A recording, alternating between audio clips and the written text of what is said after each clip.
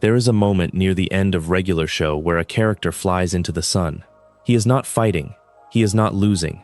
He has made a choice, the only choice he could make, and he is holding his brother, and the sun is very bright, and the last thing he says, just before everything goes quiet, is "good show." I have thought about that moment more than I probably should. Tonight we are going to sit with it properly. Welcome to Velvo. I am going to take you through the full philosophical arc of Pops Maellard, from the student film that created him to the finale that made grown adults cry at a cartoon about a lollipop man. If you are here to fall asleep, this is exactly the kind of long, slow, thoughtful journey that suits the format. So get comfortable, turn the lights down, and if you have not subscribed yet, it genuinely helps us keep making these. The story of Pops begins not on Cartoon Network, not in a writer's room, and not even with the show itself. It begins in 2005, at the California Institute of the Arts, in a film program where a young animator named J.G. Quintel was working on a student project. The project was called The Naive Man from Lolliland. It was a short film about an ambassador from a place called Lolliland who visits the United States and tries to pay for his food with lollipops. That is the entire premise. A gentle, bewildered alien who does not understand how money works, who offers candy in exchange for goods, and who cannot comprehend why the world keeps refusing him. What is interesting about that premise, and what I think Quintel understood instinctively even at that stage, is that the joke is not really on the man from Lolliland. The joke is on the world. A world where lollipops are not an acceptable currency is, when you think about it, a considerably less joyful world than one where they are. The naive man is not wrong about what would be nice. He is simply wrong about what is real. And those are two very different kinds of wrongness. The film won the 2005 Nicktoons Film Festival in two categories: Producer's Choice and Student Animator. It was broadcast on Nicktoons Network, which for a CalArts student short was a meaningful level of recognition. The character at its center, this confused, gentle, lollipop-offering visitor from somewhere sweeter, had enough life in him that Quintel kept coming back to him. Not every animation student creates a character that survives all the way to a television series and an emotional finale watched by over 1 million people. Most concepts dissolve when the assignment is turned in. This one did not.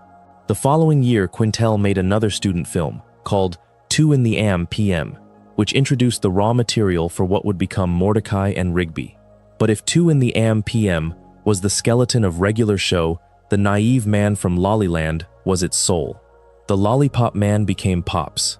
And the question embedded in that original short, what happens when someone from a world of pure sweetness and radical generosity is dropped into a world that does not share his values, became the question the entire show spent 8 seasons answering.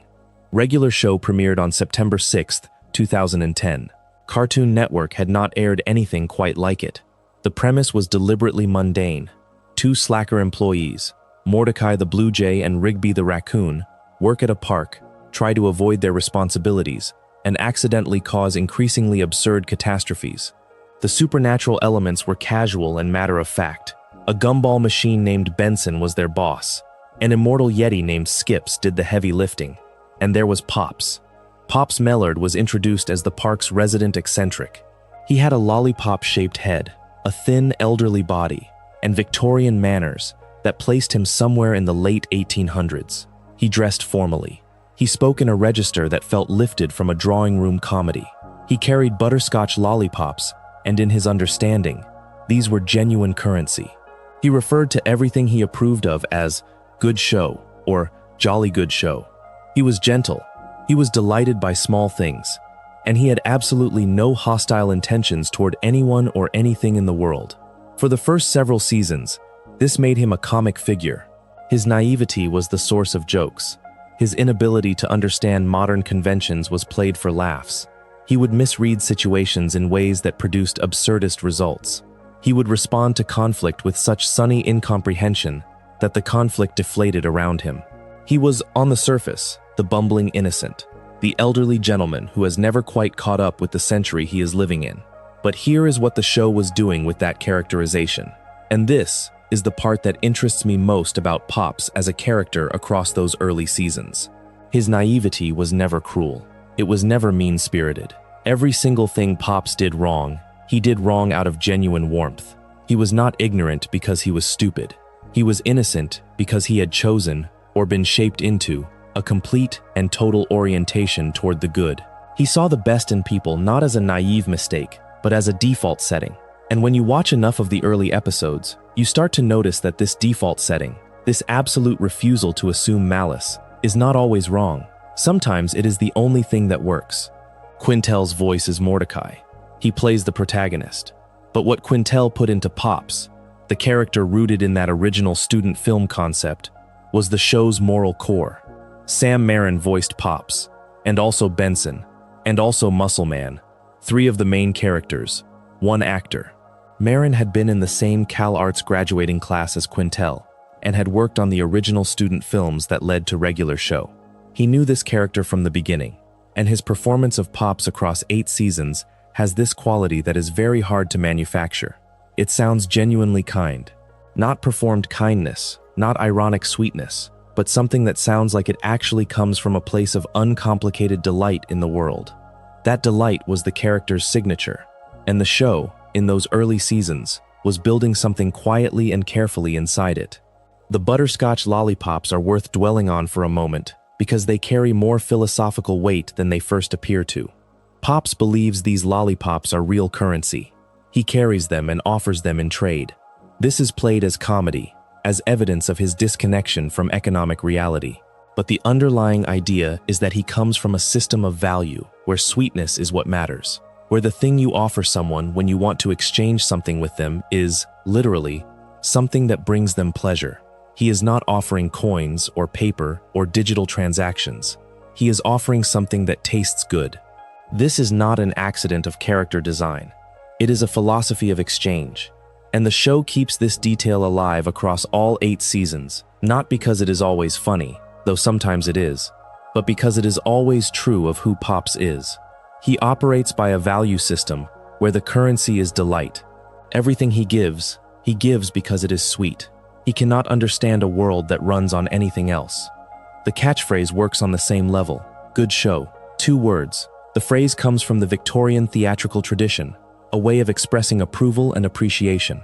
Pops uses it constantly, for large things and small things, for extraordinary events and entirely ordinary ones. He says it when someone does something genuinely impressive, and he says it when nothing particularly noteworthy has happened at all. He says it the way some people say, wonderful, and mean only that the world is full of wonders. What the show understands about this phrase, and what becomes important later, is that it is not just an expression of approval. It is a philosophy of attention.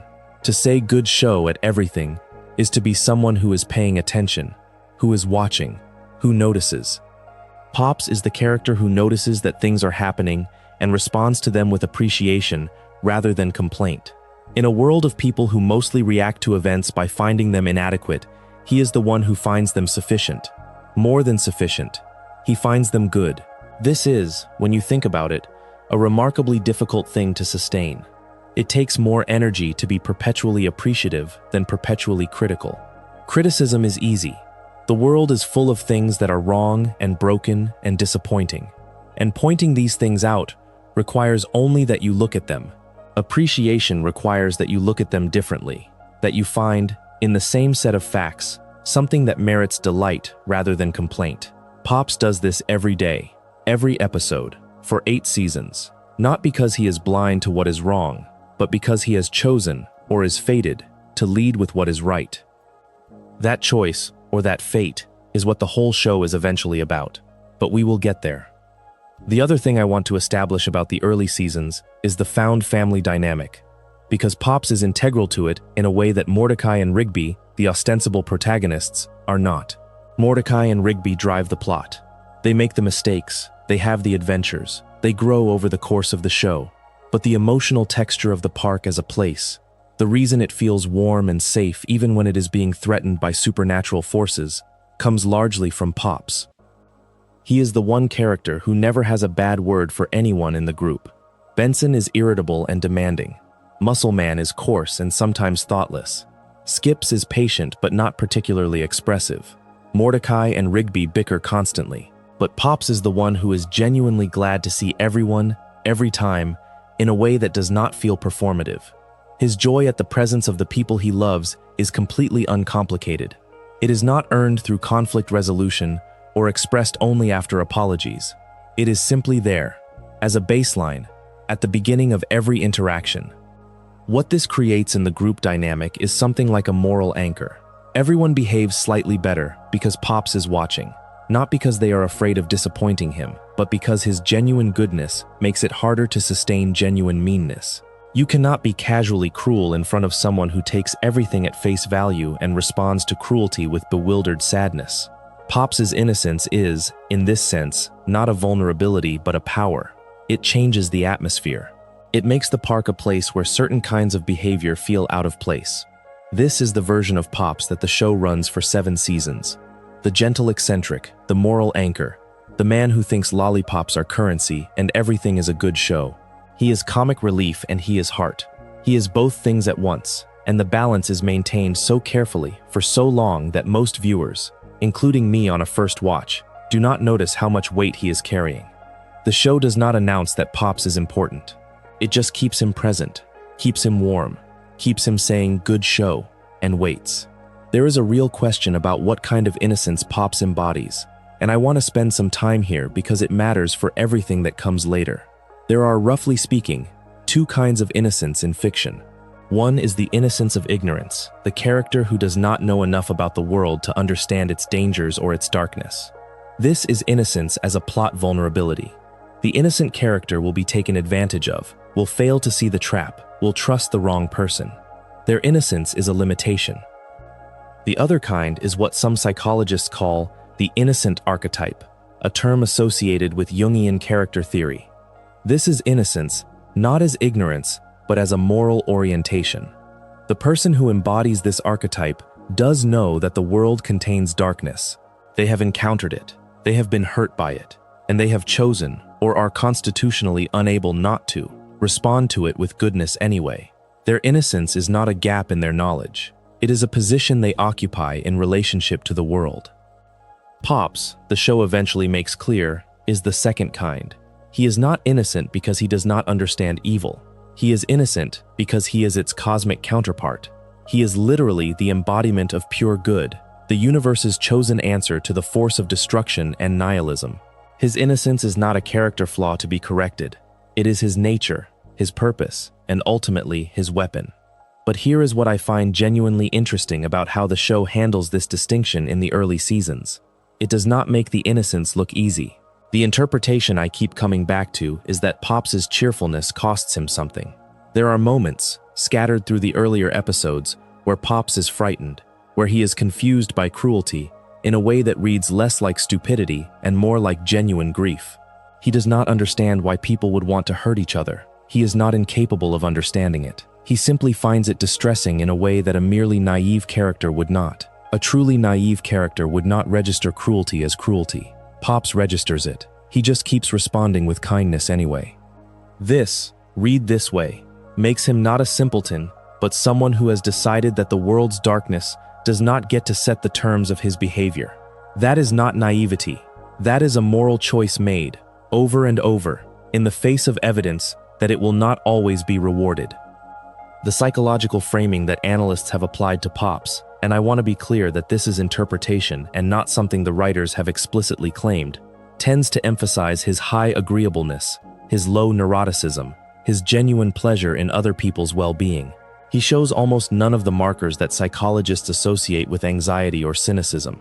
But there are flickers of something beneath the surface, fears that surface in dreams, moments of existential weight that the comedy cannot quite contain. The show implies, without ever stating it directly, that Pops' optimism is not the absence of pain, but a response to it. That it is built on something, not on a lack of understanding of the world, but on a decision about how to meet it. That decision, and the question of whether innocence is a viable strategy in a universe that contains genuine evil, is the philosophical engine the show is running for 8 seasons. Pops is not just a sweet character who brings warmth to the ensemble. He is a hypothesis. The show is testing whether a being of pure goodness can survive contact with a being of pure destruction, and whether the answer to evil, when it comes down to it, is a better fighter or a different kind of response entirely. The answer is a hug, but that is at the end. To understand Pops fully, you have to understand where he came from, and the show's mythology around his origins is one of the more quietly beautiful pieces of world building in the series. It is revealed gradually, in fragments, over the course of Season 8, and it retroactively transforms everything you thought you knew about the gentle lollipop man at the park. Pops is not human. This is established fairly early and treated as unremarkable, which is consistent with the show's general approach to the supernatural. He is a Lollilander, a species from a planet called Lolliland. His species is humanoid but with a distinctive lollipop-shaped head. The planet itself is never shown in great detail in the earlier seasons, but the implication is that it is a place that operates by Pops's values, a world built around sweetness and generosity and genuine care for others, a world where lollipops might very plausibly function as currency. How he ended up on Earth is one of the show's more tender backstories. Mr. Maellard, who presents as a severe, demanding, occasionally dismissive businessman, was working as a meteor fragment salesman. During one expedition, he discovered an asteroid containing a baby from Lolliland, and this is the detail that breaks the heart a little, who appeared so old that Maellard named him Pops. The infant looked like an elderly man, so he was called Pops from the very beginning, before he had done anything, before he had earned a name through any kind of experience. He was named for what he looked like rather than who he was. Maellard bought the local park specifically to give his new son a safe and stable environment. He sheltered Pops through his childhood, keeping him largely protected from the outside world, which explains the extreme innocence and the Victorian mannerisms. If you are raised by a man who buys a park to keep you safe and restricts your contact with the wider world, you emerge into adulthood without a complete picture of how that world operates. You bring the values of your home rather than the values of the street. There is also a time travel episode in Season 1, Prank Callers, which offers a comedic explanation for Pops's extreme naivety. In it, Mordecai and Rigby travel back to 1982 and accidentally hit a younger Pops with a golf cart, and the implication is that this caused some form of injury that transformed him from a more serious person into the cheerful eccentric we know. I want to flag this carefully because the research is genuinely uncertain about how canonical this is meant to be. The regular show wiki treats it as part of Pops's backstory. Some fans read it as an in-universe absurdist joke rather than intended canon. The show presents it in a context where the tone is comedic rather than revelatory. So the honest position is, this may or may not be meant as the real explanation, and the show never resolves this definitively. Treat it as a possibility, not a fact. What is unambiguous is the adoptive relationship with Maellard and its emotional weight. The two of them have a complicated dynamic through most of the show. Maellard is not warm in the way Pops is. He is demanding, sometimes cold, occasionally openly dismissive. He treats the park primarily as a business asset rather than as his son's home. There is a class of scenes, spread across the series, where Maellard criticizes the staff in ways that suggest he does not fully value what the park has become, the community of strange, genuinely caring people who have gathered there. But the scene in Season 8's The Ice Tape changes everything. When Pops learns the truth about his origins, that Maellard is his adoptive father and not his biological one, when he is confronted with the cosmic weight of who and what he actually is, Maillard's response is not defensiveness or exposition. He simply tells Pops that he always thought of him as his real son. Not a disclaimer, not a qualification, a declaration.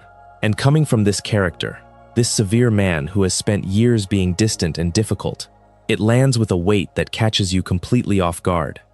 This is the show at its best. It earns its emotional moments through years of careful groundwork. Maillard's love for Pops has always been present. It has been obscured by his manner, by his priorities, by whatever emotional damage built those walls in him. But it was always there. And when it surfaces in the moment Pops most needs to hear it, it does not feel like a plot convenience. It feels like a truth that was always present, finally spoken. Before we get to the cosmic revelation and the finale, I want to spend real time in the middle of the show, because that is where the philosophy is actually built. Season 8 is the payoff. Seasons 1 through 7 are the foundation, and the foundation is laid one small moment at a time, in episodes that seem, on the surface, to be about entirely different things. The pattern the show establishes for Pops in the early and middle seasons goes roughly like this. A situation arises, usually one created by Mordecai and Rigby's irresponsibility, or by some supernatural incursion into the park's otherwise ordinary rhythms. The situation escalates, as it always does in regular show, from the mundane to the absurd to the genuinely dangerous. And somewhere in that escalation, Pops responds in a way that is completely consistent with who he is, regardless of how extreme the circumstances have become. He does not adjust his fundamental orientation to account for the crisis. He brings his fundamental orientation to the crisis, and it either works or it does not, but it is always his. In Wrap It Up in Season 3, Pops is put in the position of having to defend the park's honor in a rap battle. That episode had guest voice work from figures in the hip-hop world, which tells you something about the show's cultural reach even in its early years. The park crew is outmatched. Mordecai and Rigby, who suggested the challenge, have gotten everyone into a situation they cannot win. And Pops, whose contribution to the rap battle is a poem, not a rap but a poem, somehow makes it work. The poem is about the park itself, about what the park means and why it matters. A simple verse that describes the field as magical and scenic and peaceful, and ends with the line, "Why this is the park, good show old boy." That is the whole poem. It is not clever. It is not lyrically sophisticated. It is just completely genuine. And in the context of a battle built around posturing and aggression, something completely genuine lands differently than anything rehearsed. This moment is small. It is played for laughs, but it demonstrates something true about Pops as a strategy. His sincerity is disarming in a world that is mostly built on performance. He is not performing joy or performing care. He actually means it. And meaning something actually, in a world of surfaces, has a power that cannot be countered by anyone who is only performing a countermeasure. There are dozens of moments like this scattered through the middle seasons. Pops being the one who sees the good in a guest character everyone else has written off. Pops being the one who notices something beautiful in a situation that everyone else finds stressful. Pops being the one who, when the stakes are high and everyone is frightened too but responds to the fear with generosity rather than aggression. Each moment is small. Cumulatively, they build a portrait of a character whose moral consistency is total. Sam Marin's performance deserves its own attention here, because the performance is inseparable from the character's impact. Marin voices Pops, Benson, and Muscle Man, three very different characters, and the range required for those three alone would be remarkable. Benson is tightly wound and easily triggered, his voice carrying the specific strain of someone perpetually one small provocation away from losing it entirely. Muscle Man is loud and broad and physically comedic even in audio. And then there is Pops, who requires something completely different from both. A quality of genuine sweetness that is not cloying, a childlike register that is not condescending, a warmth that reads as real rather than calculated. What Marin does with Pops that I do not think gets enough credit is that he calibrates the character's emotional responses with tremendous precision. Pops does not react to everything with the same undifferentiated delight. There is delight, yes, but there is also a particular quality to how he responds to different kinds of things. His reaction to something genuinely wonderful has a different texture from his reaction to something merely pleasant. His discomfort when confronted with unkindness is distinct from his uncertainty when confronted with something genuinely confusing. His fear, when the show asks him to be afraid, sounds like real fear, not the attenuated anxiety of a simple character, but the genuine distress of someone who understands what they are afraid of and finds it legitimately frightening. The performance in the Season 8 emotional scenes, particularly in Cheer Up Pops, is something that rewards careful listening. Pops breaking down sounds like a person breaking down, not a cartoon character performing breakdown. It sounds like someone who has been holding something for a very long time and has reached the limit of their capacity to hold it. This is not incidental to the finale's effectiveness. The reason Pops' sacrifice lands as hard as it does is because Marin has spent 8 seasons making this character feel inhabited and real, rather than constructed.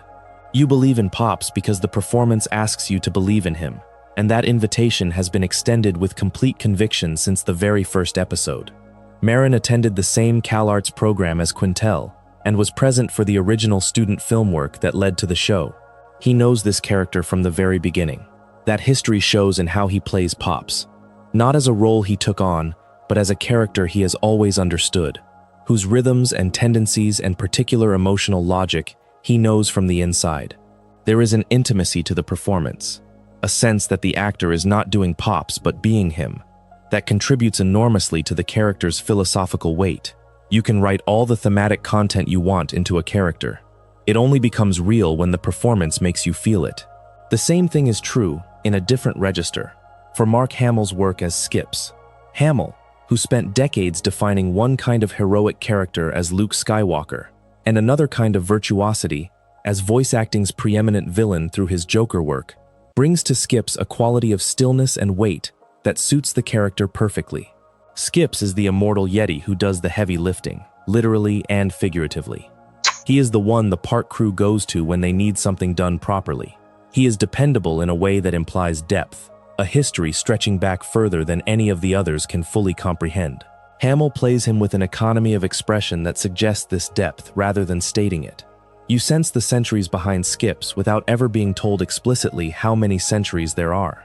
The relationship between Skips and Pops in the show is not a central storyline, but it is one of the more interesting background dynamics if you watch for it. Skips has presumably known Pops for a very long time.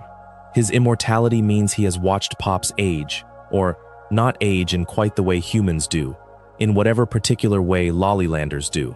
He has been present for the whole of Pops's experience at the park, and he is consistently, quietly, reliably there when Pops needs him. Not dramatically or with great declaration, but practically and without ceremony. This is the friendship of people who have been in each other's orbits long enough to not need to announce their care. It is already known. It is already assumed. It simply operates. This dynamic, the quiet reliability of people who have known each other for a long time, runs through the show's ensemble as a whole and contributes to the warmth that makes the found family at the park feel genuine rather than assembled by narrative convenience. These characters do not always like each other. They frequently irritate each other. Muscle Man's particular brand of humor drives Mordecai and Rigby up the wall on a regular basis. Benson's management style creates constant friction with everyone below him in the hierarchy. But the irritation is the irritation of people who are stuck with each other and have decided, perhaps gradually and without entirely meaning to, that being stuck together is not the worst thing that could happen. That it is, in fact, something close to home. Pops is the person who has always known this, who has always understood, in whatever precognitive way his particular kind of goodness operates, that this group of people at this park is something worth protecting. Not because they are exceptional or heroic or particularly virtuous individually, though they have their moments of all three, but because they are his, because he loves them. And his love for them is not the love of someone who has evaluated their worthiness and found them sufficient. It is the love of someone who does not operate on a worthiness assessment at all. He loves them because they are there, and because they are alive, and because that, in the philosophy of Pops, is reason enough.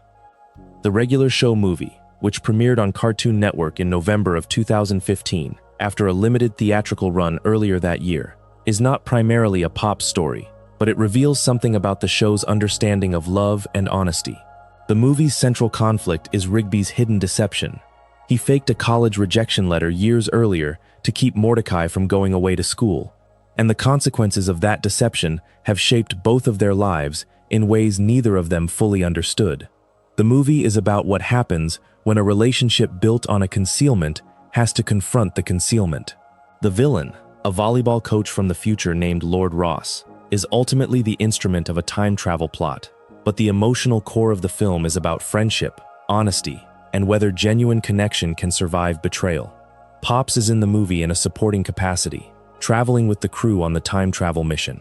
He is not the protagonist, but his presence in the film, his consistent warmth, and his lack of judgment toward either Mordecai or Rigby, even when the full scope of the deception becomes clear, is consistent with everything the show has built about him. He does not weigh the worthiness of the people around him before deciding whether to love them. He has already decided. The deception does not change it. The movie's theme of friendship and honesty connects to the larger arc of the show in a way that is easy to overlook. The regular show universe has, as a recurring preoccupation, the question of whether you can build something real on top of something false. The movie says no, you cannot, but you can rebuild. Mordecai and Rigby rebuild. And the thing that makes the rebuilding possible is the underlying truth of the friendship, which was real even when it was being conducted over a foundation of deception.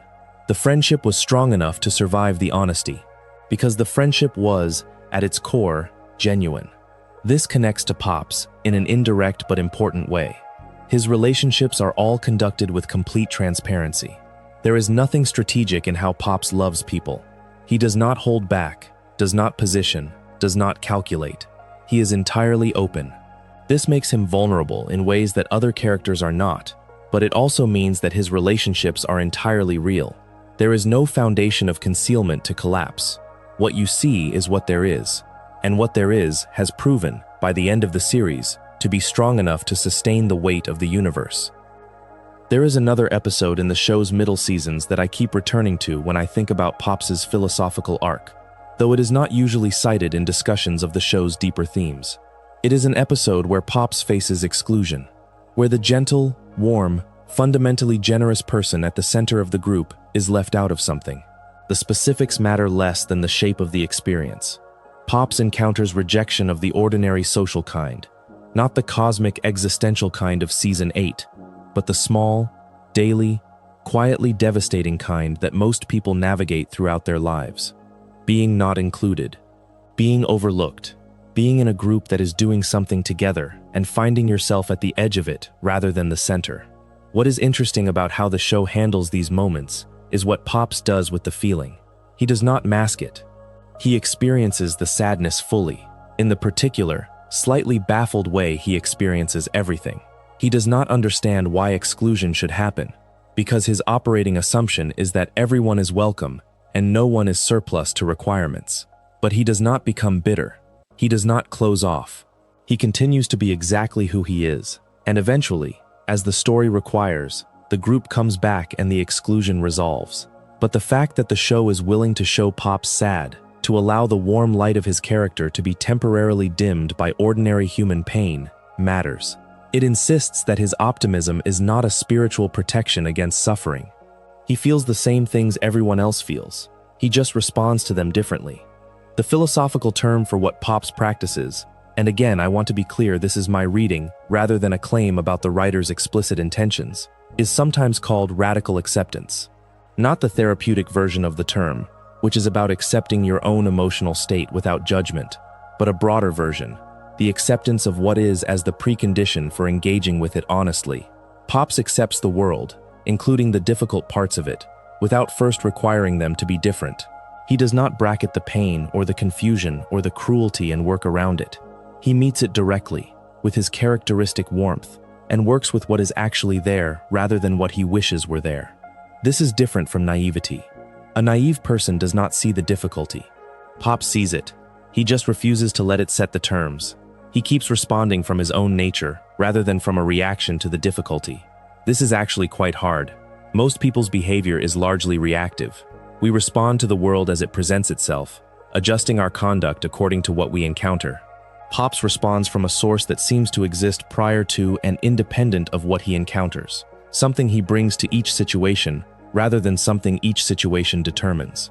This is what virtue ethics would recognize as genuine character, not behavior shaped by circumstances, but behavior that shapes circumstances from the inside out. What the show is testing, over 7 seasons of this kind of character, is whether such a person can survive, whether someone who refuses to become defensive, who keeps responding from an internal orientation rather than from circumstance, can maintain that orientation in the face of circumstances that include the embodiment of cosmic evil. The answer the show gives is yes, but with a crucial caveat. It cannot be maintained by a person alone. Pops can sustain his orientation because he has the park, the crew, the found family. His goodness is not a solo practice. It is held up by the people who love him. When the practice finally becomes most difficult, in Cheer Up Pops, the crew holds him up by returning what he has given them. The goodness flows both ways. That is what makes it sustainable. This is also, I think, one of the show's quietest arguments against a particular strain of ethical individualism that tends to frame virtue as a personal achievement. The idea that being good is something you accomplish through individual discipline and willpower, a private project of self-improvement. Regular show suggests instead that goodness is relational, that it requires other people not just as beneficiaries but as co-sustaining forces. Pops is good because the people around him have learned, over years, to return his goodness to him when he needs it. Without them, the weight of his cosmic destiny would have crushed him before he could carry it to the finish. They do not fight the battle, but they make it possible for him to fight the battle. And the distinction between those two things is not as large as it might seem. And here is what I keep returning to about those seasons. The thing that makes Pops philosophically interesting, rather than just emotionally endearing. His consistency is not easy. It is not thoughtless. There are episodes where Pops is clearly uncomfortable, clearly processing something difficult, and still chooses his characteristic response. The comedy around him can obscure this, because it is easier to read his responses as the automatic output of a simple character than as the deliberate choices of a complex one. But the more carefully you watch, the more the second reading holds. Pops is not a simple character who happens to be kind. He is a character who has chosen, or been formed into, a way of being that requires constant recommitment. Every episode is a small renewal of his orientation. Every good show is a choice. What the show is building, over 7 seasons of this small accumulation, is a thesis about virtue. The philosophical tradition that fits Pops most precisely is probably Aristotelian virtue ethics, though I want to be clear that this is my reading and not a claim about what the writers explicitly intended. In Aristotelian ethics, virtue is not a feeling or an intention. It is a habit. It is something you develop through repeated practice over time. You become courageous by doing courageous things repeatedly. You become generous by practicing generosity until generosity becomes second nature. Character, in this framework, is not what you are born with, but what you build through the consistent application of choice. Pops, read this way, is virtue made literal. He has been practicing goodness for so long that it is no longer a practice. It is simply who he is. The early seasons are showing you the accumulation. Every episode where Pops chooses kindness over expediency. Every moment where he sees the best in someone who has not earned it. Every good show, offered to an ordinary moment, is a deposit into a character account that eventually becomes cosmic in its implications. Because what the show eventually tells us is that Pops is not just a kind man who happens to have a lollipop for a head. He is the universe's embodiment of goodness itself. And the show asks us, gently and over many years, whether a being who has spent that long practicing goodness might have developed something that functions differently from mere niceness. Something that might actually change things. Something that might, when applied correctly, break a cycle that has been running for 14 billion years. The answer is yes. But we have to watch 7 seasons of Butterscotch lollipops and good show to understand why. The shift happens in season 8, and when it comes fast. Regular show's final season was a departure in almost every structural way from what had come before. The previous 7 seasons operated on what you might call an anthology model. Each episode was largely self-contained, a new premise, a new escalation, a new resolution. Characters developed across the series, but each episode could be entered without extensive prior knowledge. Season 8 abandoned this entirely. It was fully serialized, meaning you needed to watch in order. Meaning the show had committed to telling one continuous story, with a beginning, a middle, and an end. Quintel has spoken about this directly. He had wanted to give the show a real ending rather than allow it to be cancelled mid-story. When Cartoon Network confirmed they were reducing the episode order for the upcoming season, Quintel pushed to wrap the show properly. The decision was made. Season 8 would be regular show in space, fully serialized, and it would pay everything off. The lore that had been floating around the writer's room for years, the mythology of Lolliland and the cosmic cycle, and who Pops really was finally getting its moment. The decision to end the show deliberately, on its own terms, rather than allowing it to be cancelled mid-story, is itself philosophically consistent with the show's argument.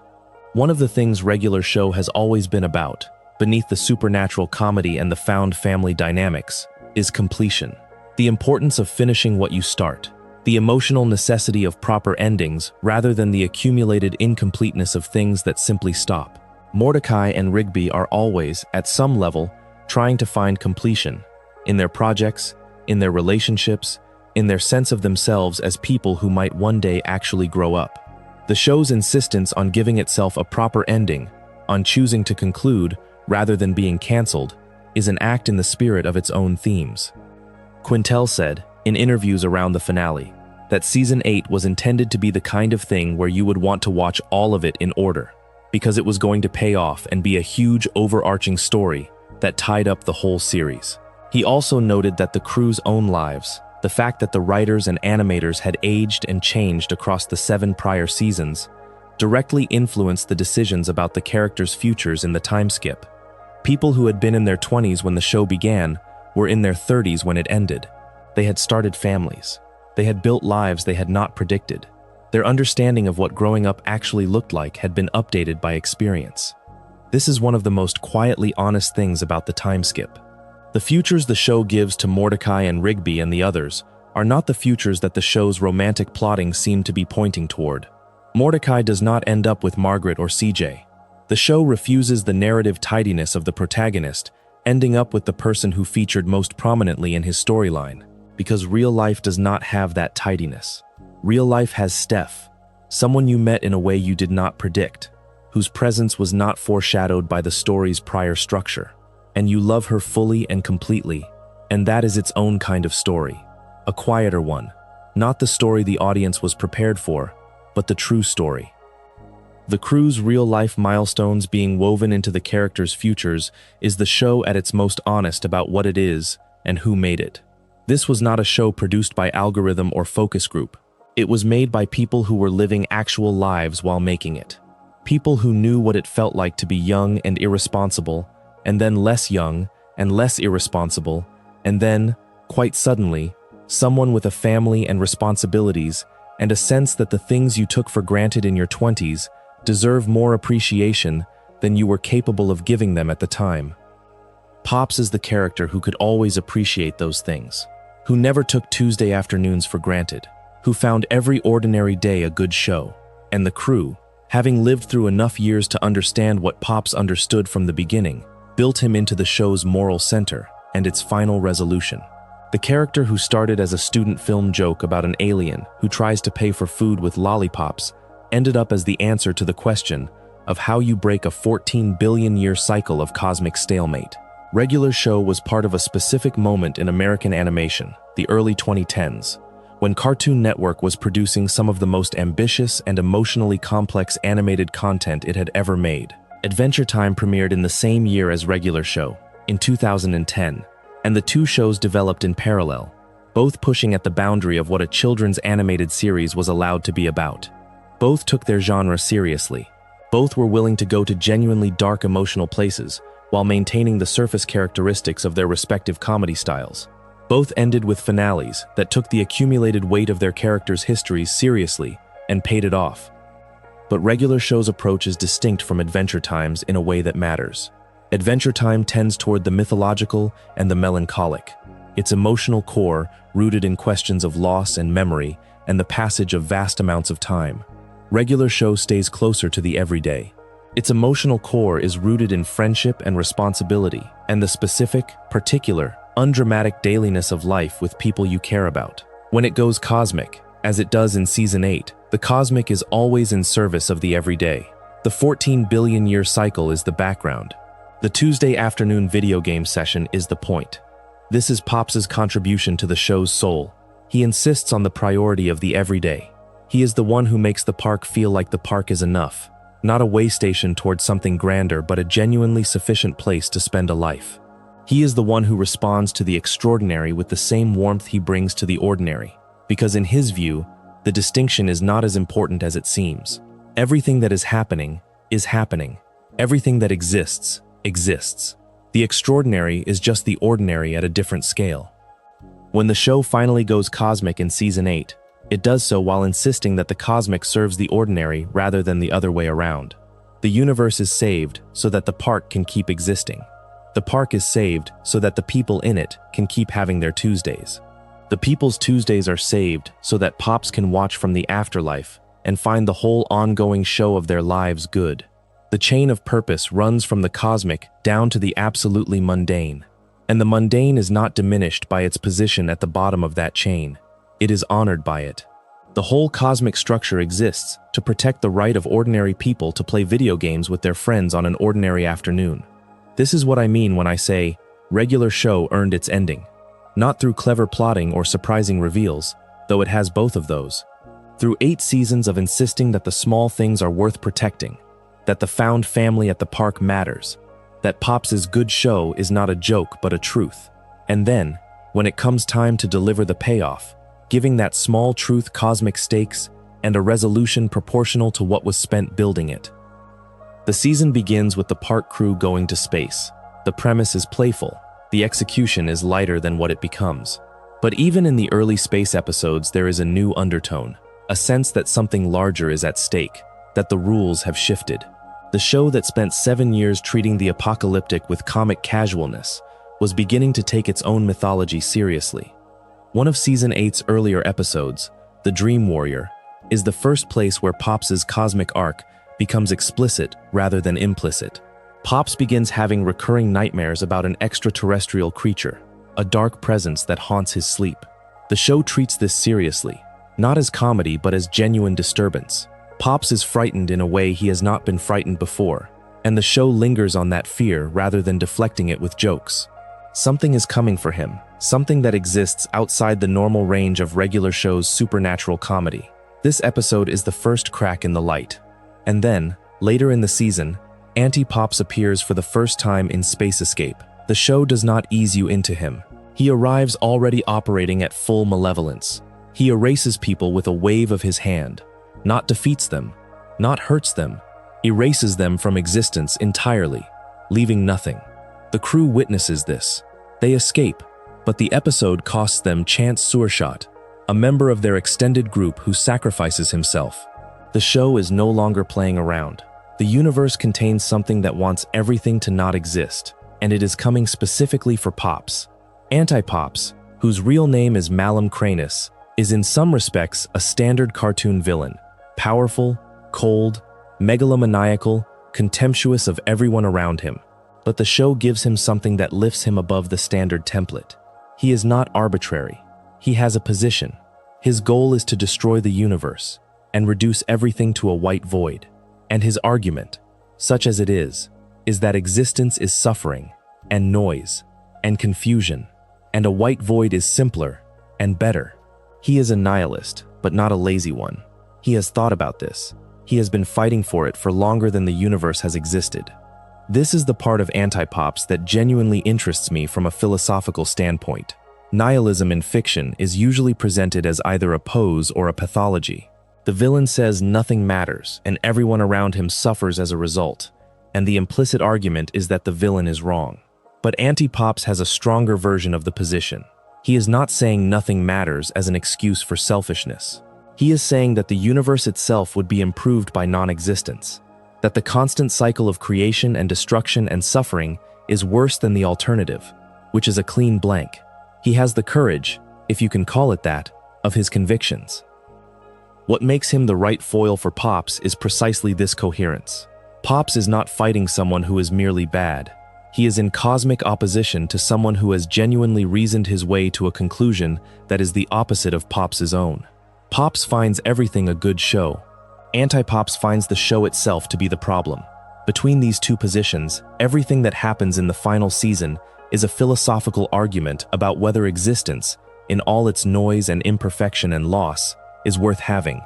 The show, it turns out, has a very clear answer, but the argument has to run its course first. The mythology the show builds around these two characters is extraordinary when you sit with it. Pops is Mega Cranus, the highest state of the Lollilander species, and in the show's cosmology, he is the universe's deity of good. His twin brother, Malum Cranus, came into existence simultaneously as his cosmic counterbalance, the embodiment of pure evil, created at the same moment as pure good, because that is how the universe is structured. Good cannot exist without something to exist against. Every approximately 14 billion years, the two brothers are fated to battle for the fate of the universe. This number is not accidental. 14 billion years is close to the current scientific estimate for the age of the universe, roughly 13.8 billion years since the Big Bang. Whether the show's writers put this in deliberately as a cosmological parallel, or whether it is a coincidence, is something no confirmed interview has addressed. But the resonance is there. The suggestion that the universe we are watching in regular show is one iteration of a cycle that mirrors the real universe's known age. And here is the thing about that cycle that the show eventually discloses, the detail that reframes everything. Every prior battle between Pops and Anti-Pops has ended in a perfect stalemate. Both brothers land a punch simultaneously. The universe resets, dying and being reborn, and the cycle begins again. This has happened, the show implies, countless times. Not 2 or 3 times. Not a handful of prior universes. Essentially infinite prior universes, stretching back before memory. Each one ending the same way. Each one beginning again. The same 2 brothers born again to fight the same unresolvable fight. This is one of those ideas that becomes more disturbing the longer you sit with it. Pops has died before. He has been born before. He has, in every prior iteration, lived a version of his life, gathered people around him, perhaps loved them, and then the universe has ended and everything has been erased. Every park, every Mordecai and Rigby, every good show, spoken to an ordinary afternoon, all of it wiped and reset, over and over, for longer than the current universe has existed. And Anti-Pops, who has been party to this same endless cycle, has grown impatient with it. In Season 8, he breaks the rules. Rather than waiting for the fated moment of their destined battle, he begins hunting Pops before the appointed time, trying to erase him from existence before the fight can happen at all. The implication is that Anti-Pops believes that if he can destroy Pops outside the cycle, he can finally win, can finally achieve the white void he has been working toward across billions of years. This is also interesting philosophically. Anti-Pops, the embodiment of pure evil, is willing to cheat. He is willing to break the rules that govern his own existence to get what he wants. But here is what this reveals about him. He is not simply evil in the way that a force of nature is evil. He wants something. He has preferences. He is invested in an outcome. A true nihilist would have no preferences, would have no investment in outcomes, because preferences and investments are forms of caring, and caring is a form of meaning. Anti-Pops says nothing matters, but he clearly thinks that the white void matters enormously. He would not be willing to break cosmic rules to achieve it if he did not care whether he achieved it. This is the crack in his position that Pops eventually exploits, not through argument, not through superior power, but through the recognition that his brother, beneath all the destruction and contempt, is someone who wants something. I want to spend more time with Anti-Pops as a philosophical proposition, because I think he is undersold in most discussions of the show, which tend to focus on Pops as the character of interest and treat Anti-Pops as background. But the show spends considerable effort making Anti-Pops a coherent position rather than just an obstacle. And a villain with a coherent position is a more interesting thing than one without, because a coherent position has to be answered rather than simply defeated. Anti-Pops' nihilism, as the show presents it, has a specific shape. He is not nihilistic in the sense of being casually indifferent, not bothered by anything, drifting through existence without engagement. He is nihilistic in a much more committed way. He has looked at existence, evaluated it, and concluded that it is net negative, that the sum of suffering and chaos and impermanence and disappointment that comes with the universe being full of things that exist adds up to something worse than a universe with nothing in it. His white void is not an expression of laziness or selfishness. It is, from his perspective, an act of mercy. He wants to end the noise because he genuinely believes the noise is the problem. This is a position that real philosophical traditions have explored, and I do not want to casually dismiss it. There are serious thinkers who have argued that existence contains more suffering than it is worth, that the fact of consciousness is inseparable from the fact of pain, and that the universe would be improved by the absence of sentient beings to experience its indifference. This is not a position I hold. I think it collapses under the weight of a single afternoon spent with people you love, but it is a position that has been argued with genuine seriousness by people who found it compelling. What the show does with Anti-Pops is take this position seriously enough to give it to the villain rather than dismissing it through a secondary character or a throwaway line. And then it lets the argument run its course. Pops cannot defeat Anti-Pops with a philosophical counter-argument because Anti-Pops is not operating from intellectual confusion. He is not wrong about the facts of suffering. He is wrong about what the facts mean, but you cannot correct that wrongness with argument. You can only demonstrate it. And the demonstration requires something more than words. There is also something worth sitting with about what Pops has not experienced across all his billions of years of existence. He came into being simultaneously with Pops as his cosmic counterpart and has spent every iteration of every universe in opposition to his brother. His entire existence has been defined by what he is against. Existence, meaning the ongoing noise of things that are. He has never been defined by what he is for, because the white void is not something you can be for in any positive sense. It is the absence of everything, including the conditions for caring about anything. This means that Pops has spent billions of years without experiencing the thing that makes life bearable for the characters in regular show. Genuine care from specific people. He has no Mordecai. He has no Rigby. He has no found family assembled at a park. No group of strange and imperfect beings who have chosen, without being asked, to be loyal to him. His existence has been singular and isolated in a way that makes Pops' existence look almost incomprehensibly rich by comparison. And when Pops approaches him at the end not to fight but to offer connection, what Pops is encountering for the first time is the very thing he has spent all of his existence denying the value of. The show is making a specific argument here about the relationship between nihilism and loneliness. Pops believes existence is not worth having, but the show suggests that what he is really experiencing is existence without connection, which is a different thing. The version of existence he has had, defined entirely by opposition, isolated by the nature of his purpose, denied any experience of genuine care, might very well look like evidence for his position. If that is all existence contains, then his conclusion is perhaps understandable. But Pops offers him a different version, not through argument but through action, through a hug. He shows Pops, in the one moment that matters, that existence can contain something else. The warmth of being cared for without conditions. The experience of being accepted, not as a cosmic counterpart to be managed, but as a brother to be loved. And that experience, offered freely and without agenda, is enough to change Pops' mind in the most fundamental possible way.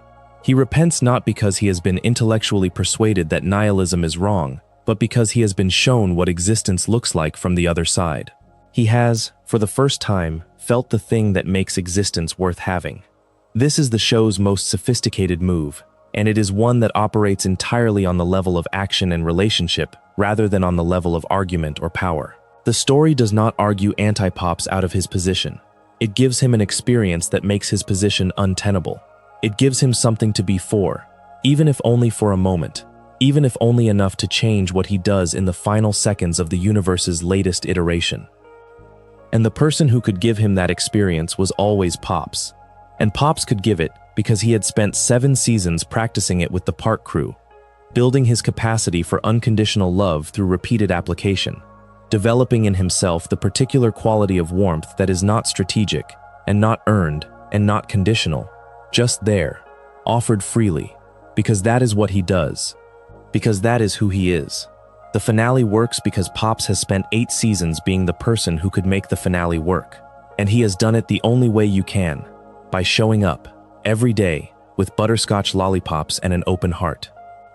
The 14 billion year cycle also deserves more attention than it usually gets in discussions of the show, because the scale of it is genuinely staggering when you let it land.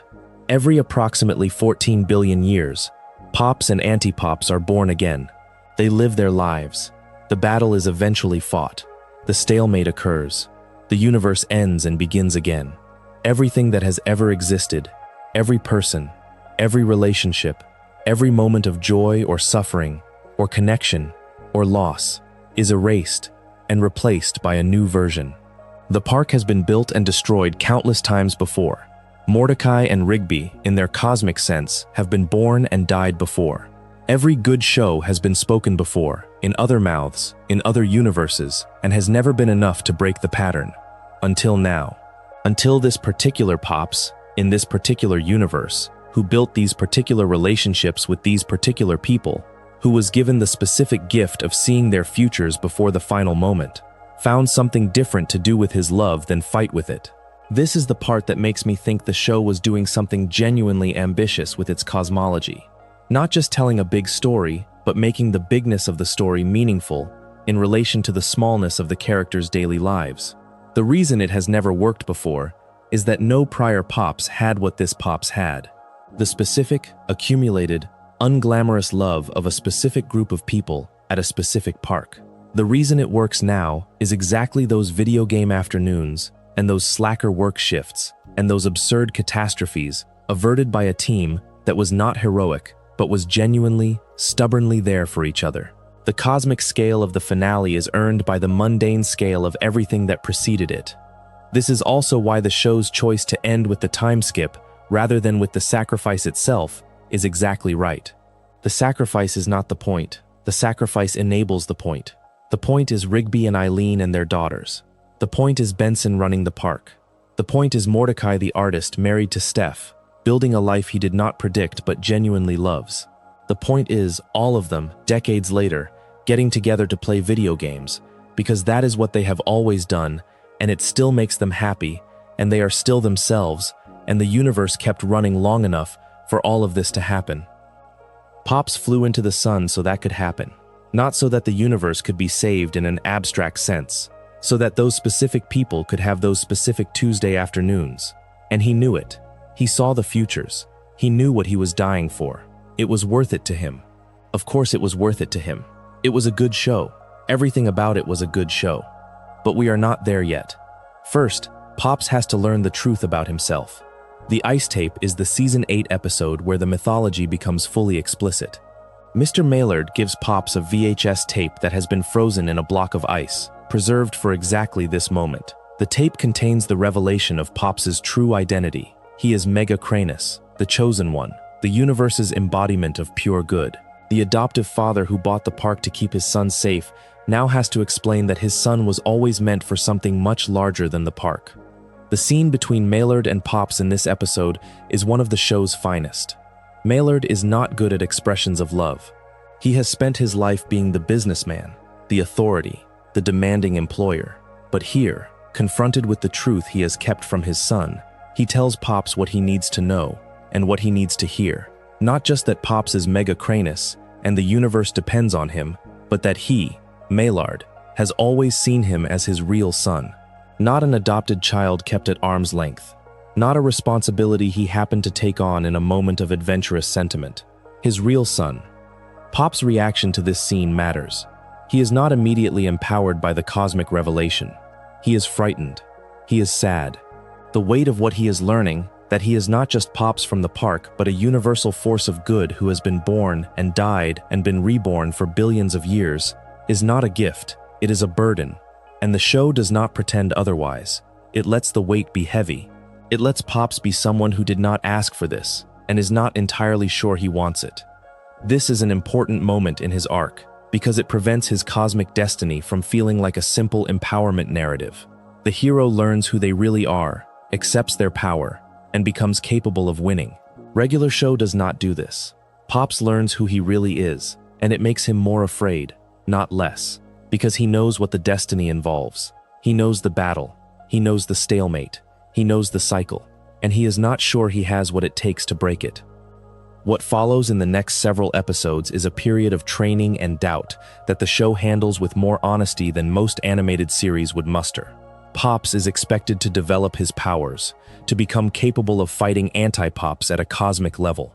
In No Train, No Gain, he does develop those powers: fire, telekinesis, the ability to liquefy a coin with his bare hands.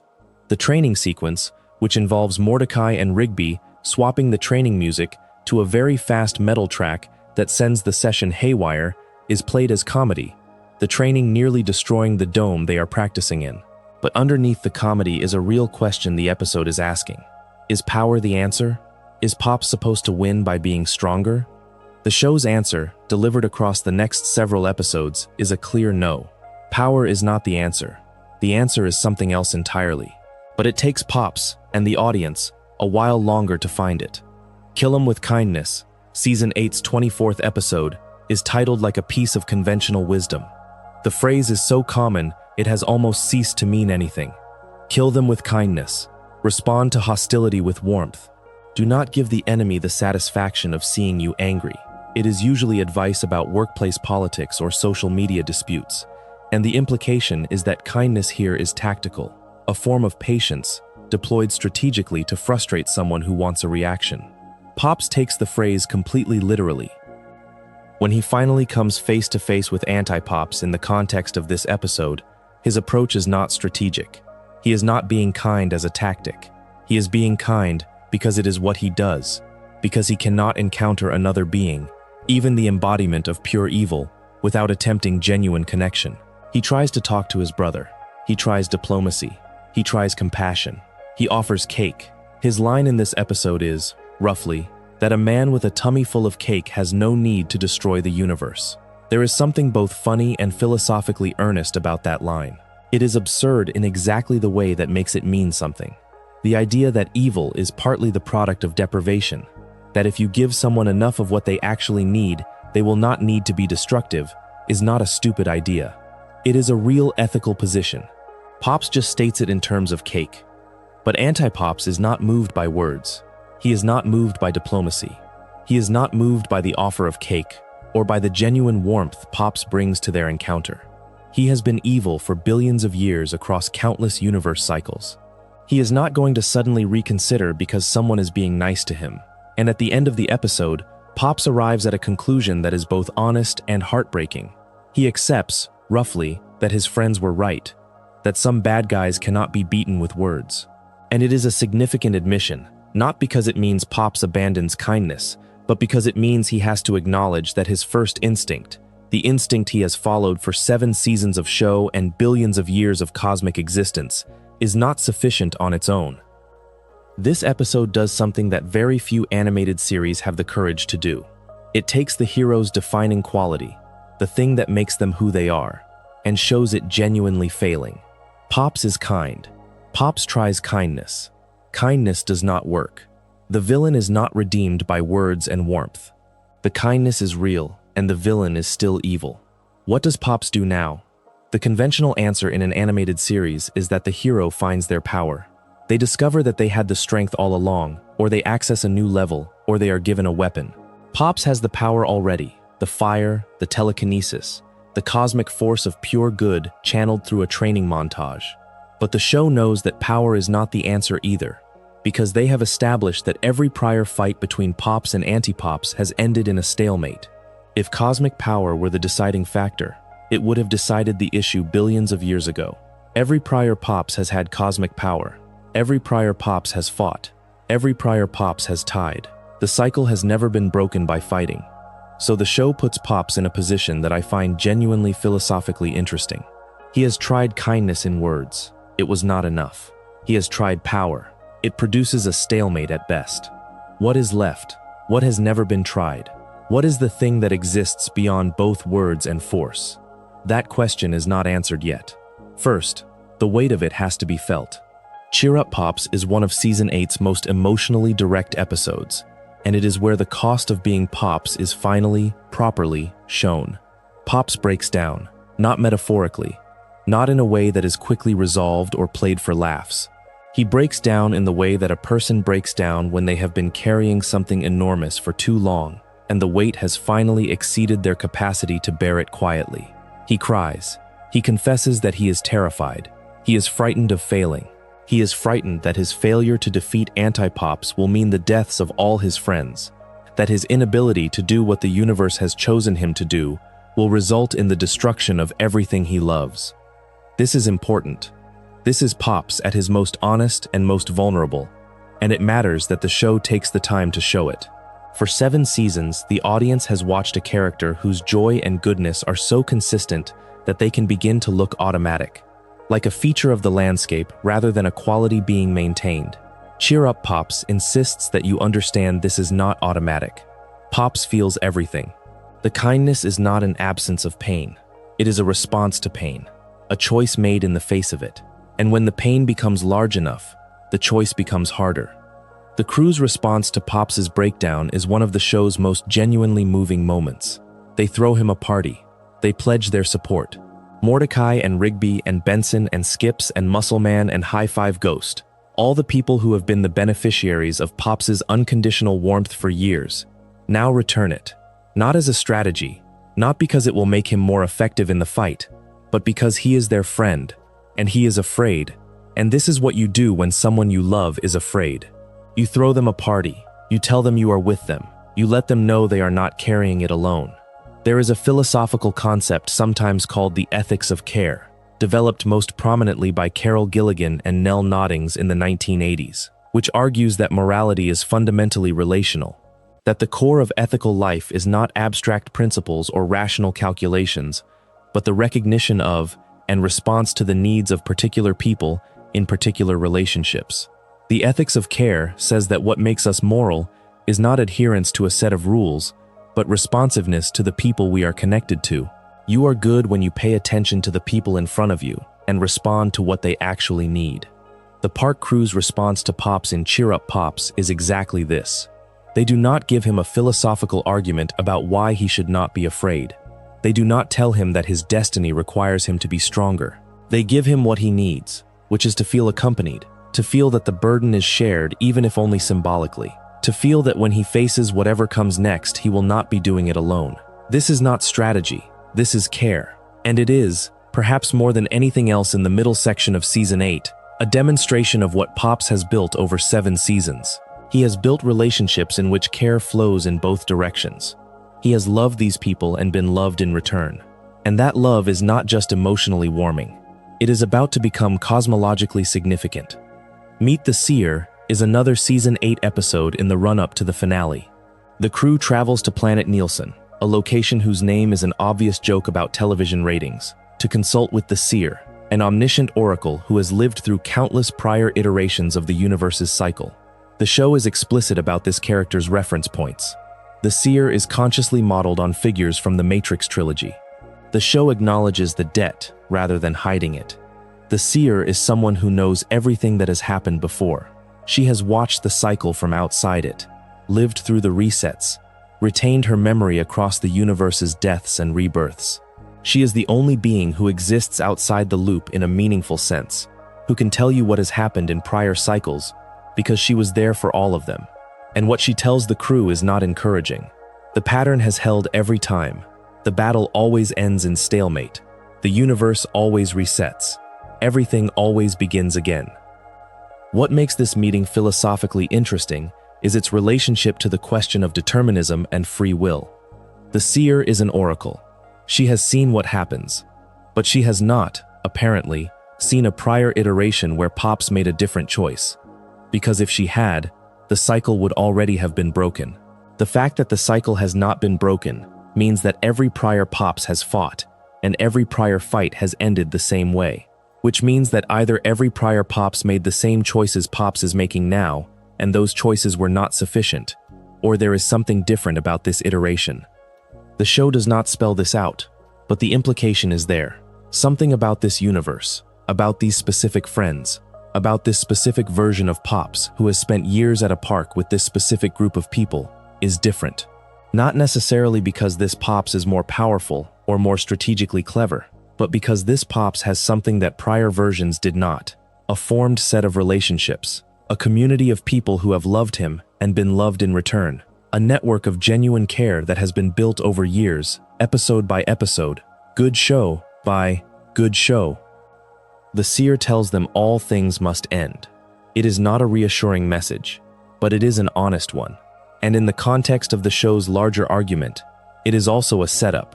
Because the question of how all things end, whether they end in stalemate and reset, or whether they end in something else, is exactly what Pops is about to answer.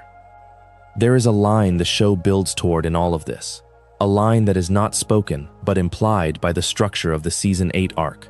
It goes something like this: you cannot break an infinite loop by fighting harder. Every prior Pops fought as hard as he could. The loop kept running. You cannot break it with cleverness, either, because the loop is not a problem to be solved by intelligence. It is a pattern, and patterns require something discontinuous to break them, something that has never been part of the pattern, something that does not exist anywhere in the prior cycles. And the one thing that has never been part of the cycle, the one thing that no prior Pops has brought to the final battle, is this: a specific group of people, loved over time, who have given him back what he gave to them, who have formed in him something that is not just the cosmic force of abstract goodness, but the particular concrete experience of being loved by particular people. Mordecai, Rigby, Benson, Skips, Muscleman, High Five Ghost, Eileen. These names, these relationships, this found family built at a park over the course of regular show are not incidental to the finale's resolution. They are the resolution. They are what makes this iteration different. This is the part that gets me, genuinely, every time I think about it. The show's answer to the question of what breaks an infinite cosmic cycle is not a weapon or a prophecy or a chosen one's latent power. It is friendship. It is the specific, particular, unglamorous, boring to describe friendship of a group of people who worked at a park together and cared about each other over many years. It is small and real and entirely ordinary, and it is, according to the show, the most powerful thing in the universe. The finale of regular show, a regular epic final battle, aired on January 16, 2017. It was structured as a 3-part special, and it was, according to Cartoon Network's numbers, the most watched event of Season 8. Given that most Season 8 episodes had aired below 1 million viewers, the audience that had followed this show through its long, strange, glorious run came back for the ending in numbers that told you something. The relationship was still active. People wanted to see how it ended. The battle itself begins as you might expect. Pops and Anti-Pops fight. Mordecai and Rigby and the rest of the crew are caught in between, as they always are. The cosmic powers are deployed. The stakes are as high as they have ever been, which, given that the show has spent 8 seasons escalating from golf carts and slacking at work to the literal fate of the universe, is very high indeed. And then it happens. Both brothers punch each other simultaneously. The same moment, the same stalemate, the same outcome as every prior cycle. The universe begins to reset. Everything begins to end. And then it does not end. Because this time, something is different.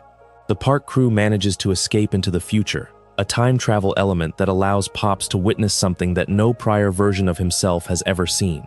Visions of his friends' lives. What they become, what they build, what their futures look like if the universe is allowed to keep existing. Mordecai the artist, married and happy. Rigby with a family. Benson running the park that has always been his real home. These are not abstractions. They are specific futures belonging to specific people Pops loves. And seeing them changes something. Here is where the finale does what the show has been building toward for 8 seasons. Pops does not go back to the battle and fight harder. He does not return with some new power discovered by the visions. He goes back to Anti-Pops, and he does not throw a punch. He opens his arms. He hugs his brother. Not as a trick, not as a distraction. He hugs Anti-Pops because he means it. Because Pops is, at his core, someone who responds to suffering with warmth, and Anti-Pops, beneath all the evil and destruction and billions of years of nihilism, is suffering. He has always been suffering.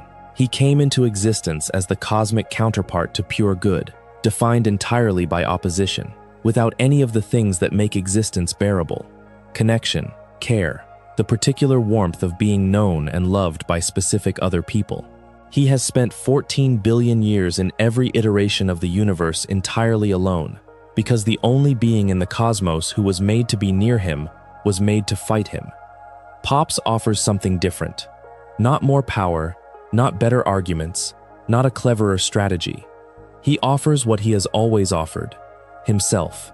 His genuine, uncomplicated, unkillable warmth, and Anti-Pops, who has never experienced anything like it, who has fought this same battle across countless universes and never once been offered anything except opposition, does something that nothing in his 14 billion year history of pure evil would suggest he was capable of. He hugs Pops back. The repentance is not elaborate. It is not a speech or a villain monologue in reverse. It is a hug. Anti-Pops, the embodiment of pure evil, encounters genuine unconditional love and cannot remain what he was.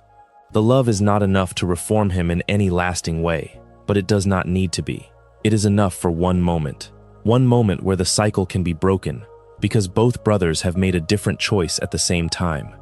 They fly into the sun together, peacefully, holding each other, and before the light takes them, Pops says his catchphrase, not as a joke, not as a reflexive verbal habit, but as a genuine, final, considered statement about the nature of existence.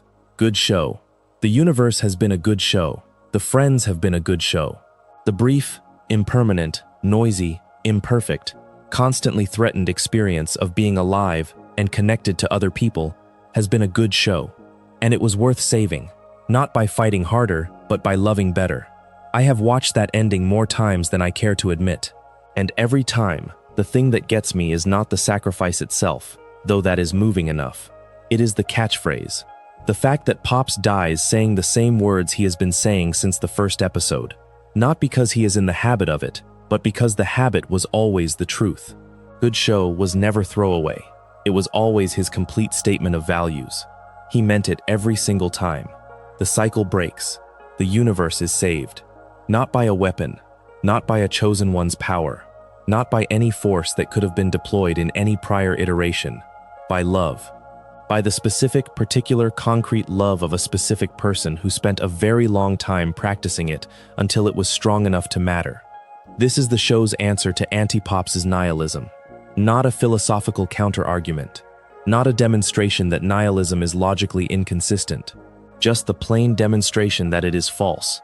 That existence matters. That the white void would be worse. That the things you love are worth the suffering they cost. Pops does not argue this. He does not debate it. He shows it. He shows it with his arms around his brother as they go into the sun.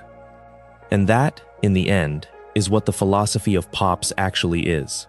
Not a doctrine, not a system, a practice. A way of meeting the world and the people in it with open arms, consistently, over time, until the practice is so complete that it becomes who you are. Until who you are is powerful enough to break something that has been breaking and rebuilding for longer than the current universe has existed. The show does not end with the sacrifice. It ends years later, and the time skip is one of the most quietly generous things regular show does for its audience. You have watched these characters for 8 seasons. You have seen them at their worst and their best. You have watched Mordecai fail at love, and Rigby grow up, and Benson learn to be a better manager, and Skips be the reliable, unassuming foundation that everything rests on. And then the show gives you a future. Not a theoretical one, a specific one, with names and faces and details. Mordecai has become a successful artist, which is exactly right for the character who spent the show trying to be creative and serious about his work while being perpetually distracted by the chaos around him. He is married to a woman named Steph, a female bat, and they have children. Steph is not Margaret. She is not CJ. She is not one of the women whose relationship with Mordecai drove so much of the show's emotional drama across the middle seasons. She is someone new. This choice caused some controversy among viewers who had invested in the Margaret or CJ storylines. And I understand that. Those were real emotional investments in real characters across multiple seasons. But I think the show's choice here is defensible on the same grounds as everything else about Pops' arc. The show has spent 8 seasons arguing that life is not a predetermined narrative, where the people who seem romantically fated end up together because the plot requires it. Life is messy and circuitous, and the person you end up with is not necessarily the person the story seemed to be pointing you toward. Mordecai loving Steph is not a betrayal of Margaret or CJ. It is the show being honest about how life works, which is consistent with everything it has been saying all along. Quintel himself addressed this in interviews, noting that the crew's own life experiences, the writers and animators who had grown older, started families, changed in ways they had not expected, directly influenced the time skip endings. These were real people drawing on real knowledge of what it actually looks like when your 20s become your 30s and then your 50s. The characters' futures were not determined by plot logic. They were determined by emotional truth. Rigby married Eileen, which the show had been building toward for years. They have daughters together. Benson, the perpetually agitated gumball machine who spent the show alternating between managing his rage and managing his employees, ends up running the park.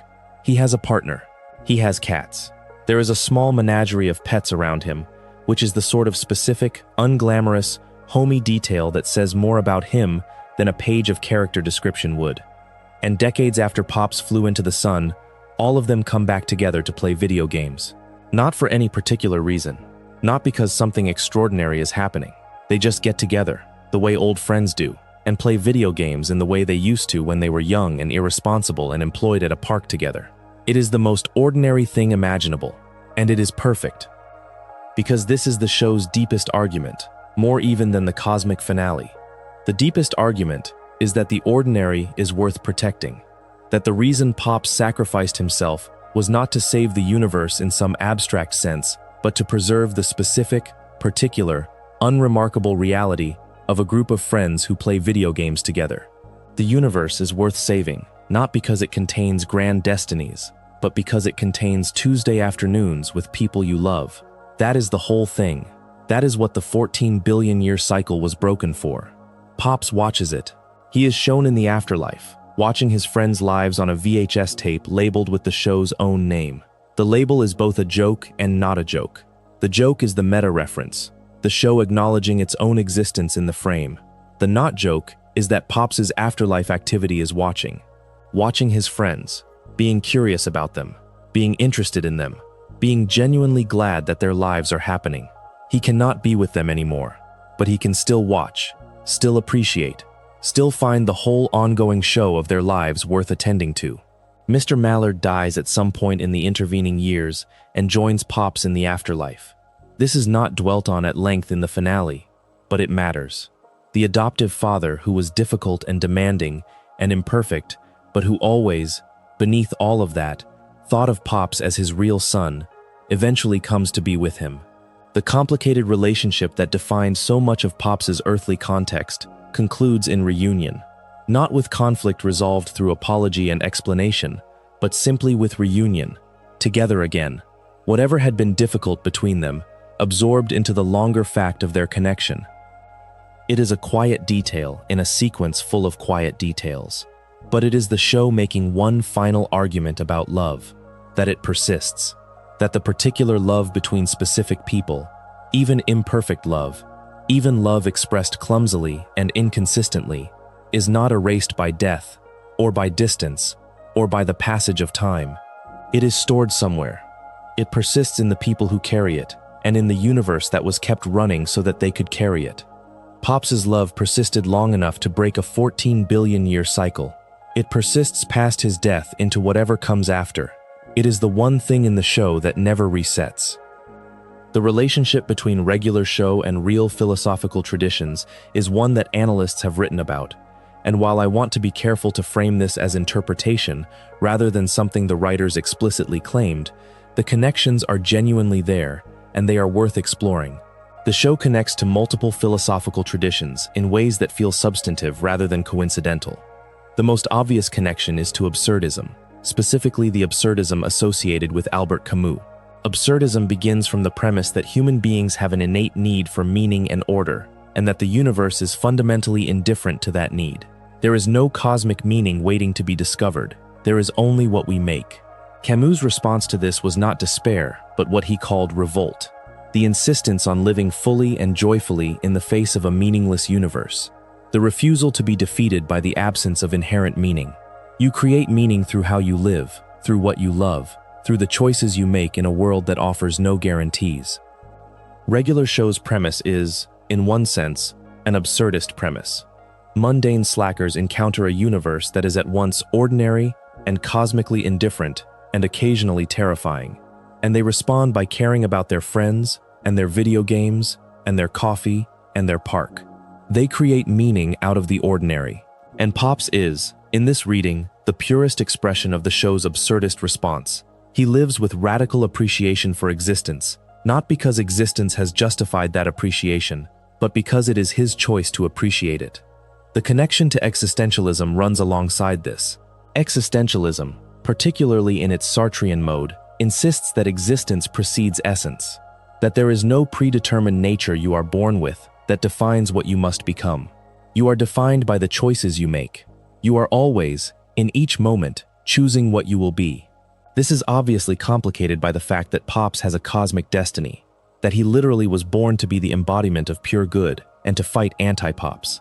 But the show does not treat that destiny as determining his choices. He chooses how to meet his destiny. He chooses to try kindness. He chooses to feel the weight of it. He chooses, at the final moment, to hug rather than fight. The destiny provides the stage. The choices make the character. Virtue ethics, the tradition associated with Aristotle, fits Pops in the way I described earlier. Character is built through repeated practice. You become what you habitually do. 7 seasons of consistent goodness has made Pops into someone whose goodness is not performed but actual. He is not a good person because he made one heroic choice in the finale. He is a good person because he made the choice to be good, in small ways, every single day, for years and years. What is striking about this constellation of philosophical connections is that they all converge on the same conclusion. The answer is not found in doctrine, or in power, or in cosmic certainty. It is found in practice, in showing up, in choosing, every day, to be the kind of person who notices the world and finds it good. Who offers butterscotch lollipops because that is the currency that makes sense in a world worth living in? Who says good show because the show is good?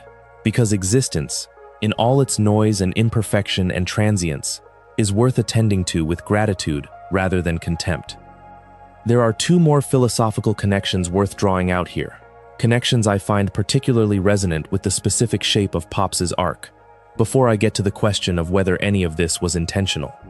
The first is phenomenology, particularly the phenomenology associated with Edmund Husserl and later with Maurice Merleau-Ponty. Phenomenology is concerned with the structure of experience, with how we actually encounter the world, rather than with abstract theories about what the world contains. One of its central insights is that consciousness is always consciousness of something. We are never just thinking in general. We are always attending to something particular. The way we attend to things, the quality of our attention, shapes what we find there. Pops's characteristic mode of attention is, in phenomenological terms, a mode of openness. He attends to the world without the filtering structures of expectation and defense that most people develop over time. He meets each thing as it is, rather than through a screen of prior disappointments. This is what makes his good show a genuine response rather than a reflex. He is actually seeing what is in front of him and finding it good, not applying a preformed evaluation to something he has barely looked at. Most people, and this is not a criticism but a description of how experience works, do not attend to things in this way. We filter, we shortcut, we compare what we encounter to what we expected and focus on the difference. We notice the gap between the thing and the ideal of the thing. This is efficient, it saves cognitive energy, but it means we are often not really attending to what is actually there. We are attending to the gap, and gaps are, by definition, absences. You are spending your attention on what is not there rather than what is. Pops reverses this. He attends to what is there. The park is a good show not because it is the ideal park, but because it is this park, with these people, in this afternoon, and all of that is actually happening. His attention to the actual rather than the ideal is what makes his appreciation feel so genuine and so complete. He is not approving of what the park could be. He is appreciating what it is. This quality of attention, the willingness to see the thing in front of you rather than the thing you wished were there, is one of the rarest and most valuable things a person can practice. Pops does it naturally, or perhaps cosmically, but the effect is the same. The second philosophical connection is to certain strands of Eastern thought, particularly to the Taoist concept, sometimes called Wu Wei, which translates roughly as non-action or effortless action. Wu Wei does not mean passivity or inaction. It refers to action that is in harmony with the nature of things, that does not force or strain or impose, but flows from a deep alignment with what is. The Taoist sage acts without efforting. Their virtue is not something they are applying from the outside, but something that expresses itself naturally from within. Pops, read through this lens, is someone in a state of natural alignment. His kindness does not cost him the way it would cost someone who had to consciously override their defensive instincts to produce it. It flows from who he is. This is why the show can sustain him as a character for 8 seasons without his goodness ever becoming tiresome or hollow. Because it is not performed, it does not get stale. Performance gets stale. Truth does not. Wu Wei also connects to the show's resolution in an interesting way. Pops does not win the final battle by doing more, by applying greater force, by straining harder toward victory. He wins by doing something that is completely natural to him, so natural that it is not really doing at all. He hugs his brother. He does not fight his way to the hug. He does not strategize toward it. He simply becomes present to what his brother actually is, a being in need of genuine care, and responds from his own nature. The action is effortless in the Taoist sense. It requires no override of his instincts, no suppression of his reactive impulses, no forcing of himself into an unnatural shape. It is entirely who he is, offered completely, in the moment that matters most. This quality of effortless action is also, I think, what the show means when it insists that Pops' approach to evil cannot be separated from who Pops is. It would not work coming from anyone else. Mordecai cannot hug Anti-Pops and break the cycle. Rigby cannot. Benson definitely cannot. The hug works because of who is giving it, because of the specific quality of Pops' love, which is not a technique he is applying, but a nature he is expressing. The universe chose him not because he is the strongest or the cleverest, but because he is the one being in existence whose love is of the right kind and the right purity to reach through everything Anti-Pops has built around himself. The show is also doing something interesting with the relationship between innocence and wisdom across its 8 seasons that is worth naming. The conventional developmental narrative is that innocence is something you lose as you gain wisdom.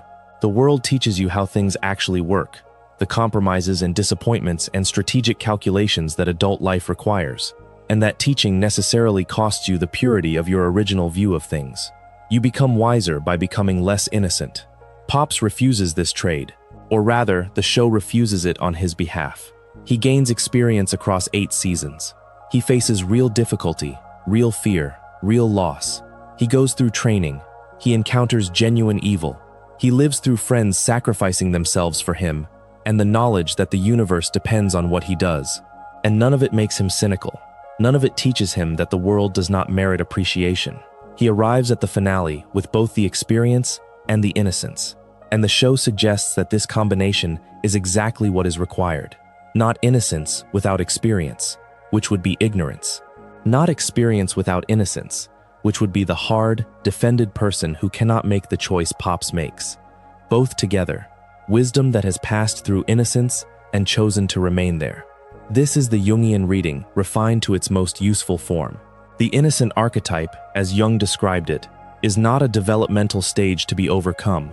In its mature form, it is the integration of experience and openness, the person who knows what the world contains and chooses to meet it with an open hand anyway. Pops at the finale is not the naive young being of Season 1. He is someone who has faced the universe's darkest force and felt the weight of the world's fate on his shoulders and broken down in front of his friends and admitted that he is terrified. And then he walks into the final battle and opens his arms. That is not innocence in the developmental sense. That is something rarer and harder.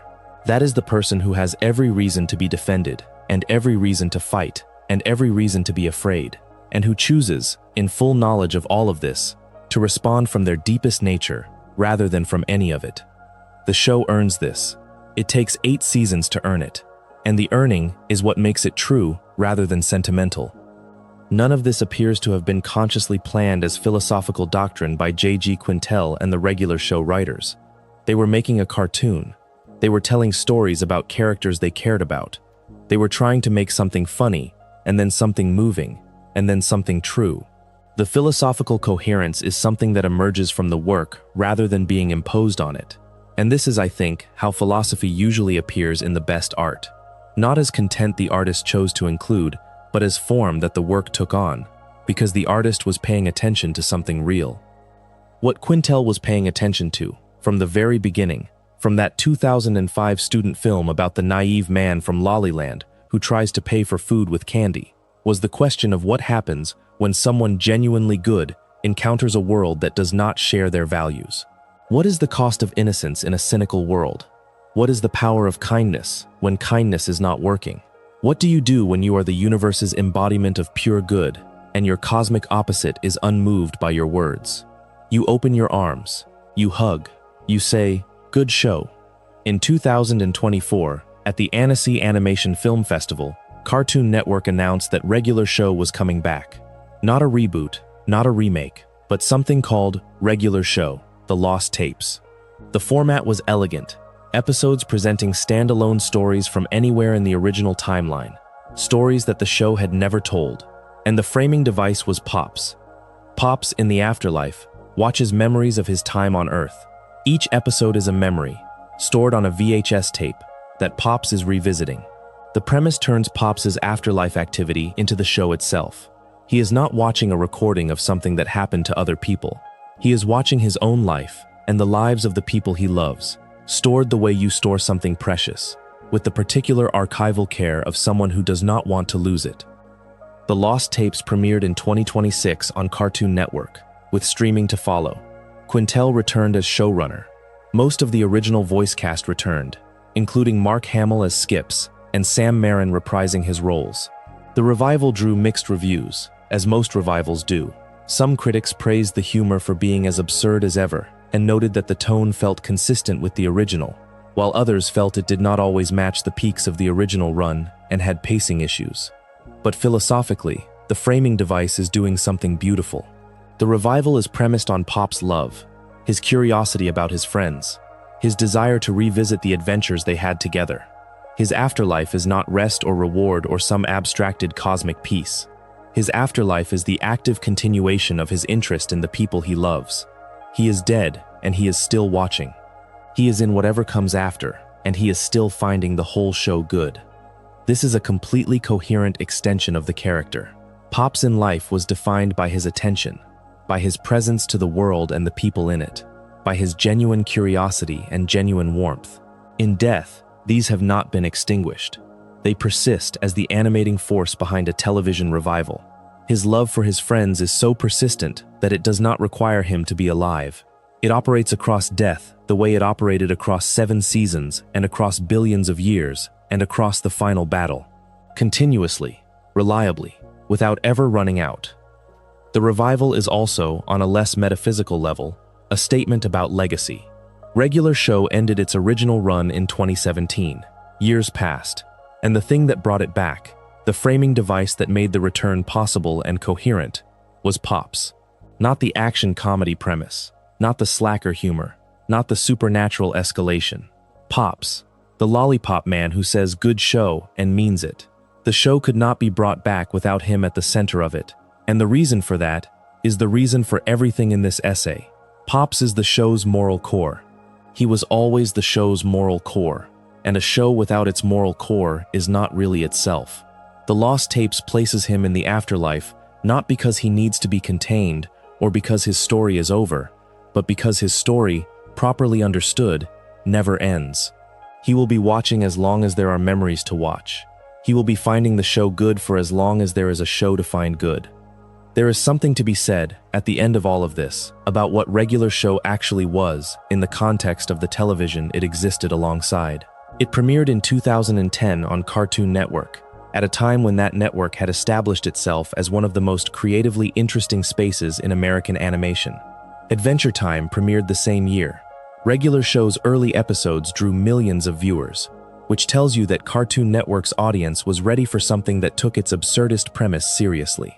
The show had a strong middle run in terms of viewership, and then, as Cartoon Network shifted its focus and resources toward Teen Titans Go from the middle of the show's lifespan onward, Regular Show's viewership numbers declined.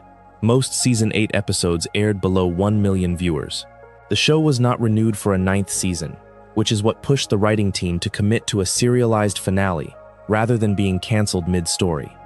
This trajectory is common enough in television that it barely needs noting. Shows rise and fall with network priorities and scheduling decisions and the shifting attention of audiences.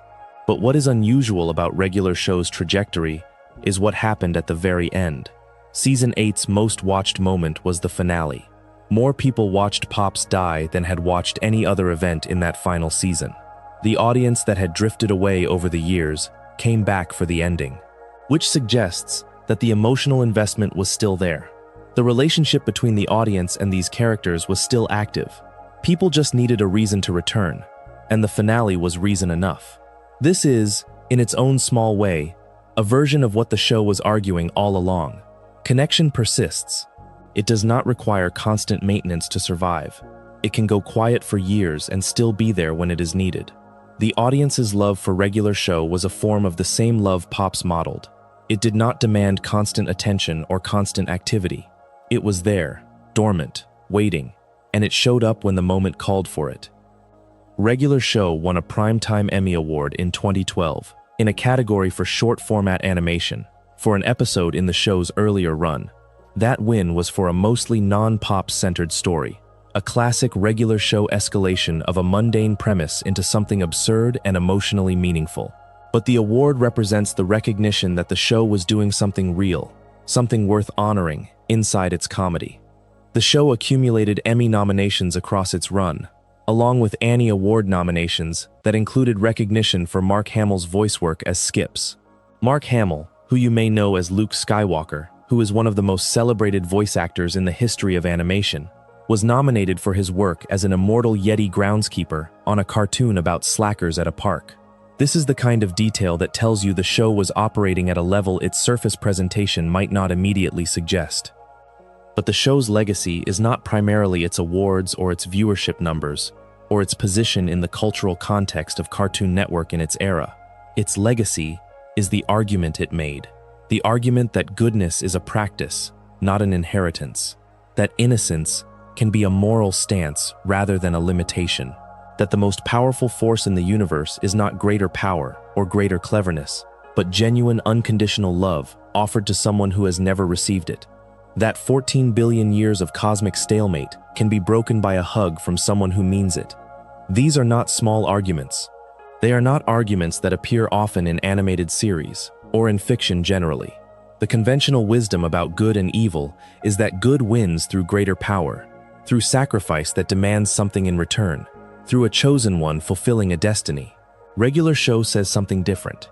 It says that good wins by being consistent, by showing up every day with butterscotch lollipops and good show and open arms, by building, over time, the kind of love that does not know how to stop. Pops spent 8 seasons being comic relief, and then, when the time came, he turned that comedy into a philosophy, and the philosophy into an action, and the action into the breaking of a 14 billion year cycle. He did it without changing who he was, without becoming harder or more strategic or more capable of meeting evil on evil's own terms. He did it by being, completely and without reservation, himself. This is what the philosophy of Pops actually is in the end. Not a system, not a set of principles you can write down and follow. A way of being, an orientation toward the world, a practice of attention and appreciation and warmth, sustained over time, against resistance, in the face of evidence that it will not always be rewarded, because the practice itself is the point, because the world, in all its noise and imperfection and grief and joy, is a good show, and meeting it as such, consistently and fully and without reserve, is not the naive error of someone who does not understand how things work. It is the only thing, in the end, that has ever worked at all. Something else worth sitting with, before we get to the close of all this, is what Pops' arc means specifically for the audience that grew up with Regular Show. The show premiered when its core audience was somewhere between 8 and 12 years old, in 2010.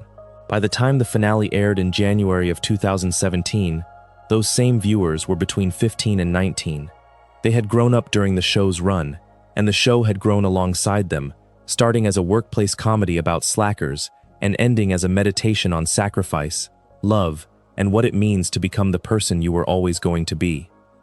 This kind of parallel development between a show and its audience is not uncommon, but it is rare for it to be handled with as much intentionality as Regular Show managed. The audience that watched Mordecai and Rigby avoiding their responsibilities in Season 1 was genuinely older when Pops flew into the sun in Season 8.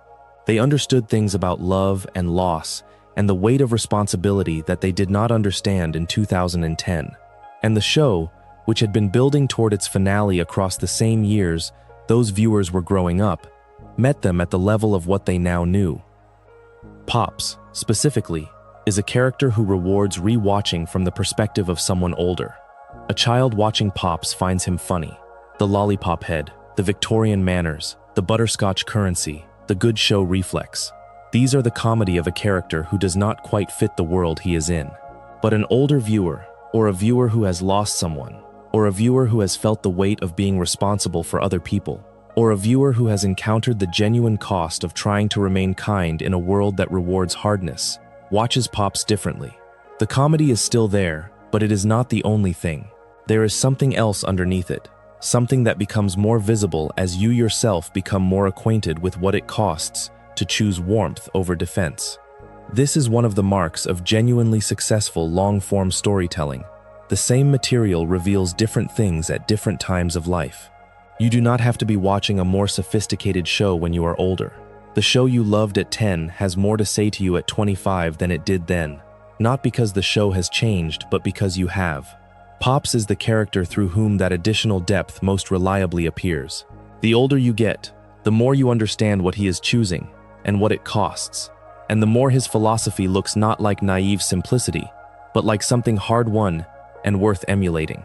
The show also gave its audience, through Pops, a model for something that culture does not often model: how to age without hardening, how to accumulate experience without accumulating cynicism, how to carry the knowledge of everything that can go wrong without losing the orientation toward what is good.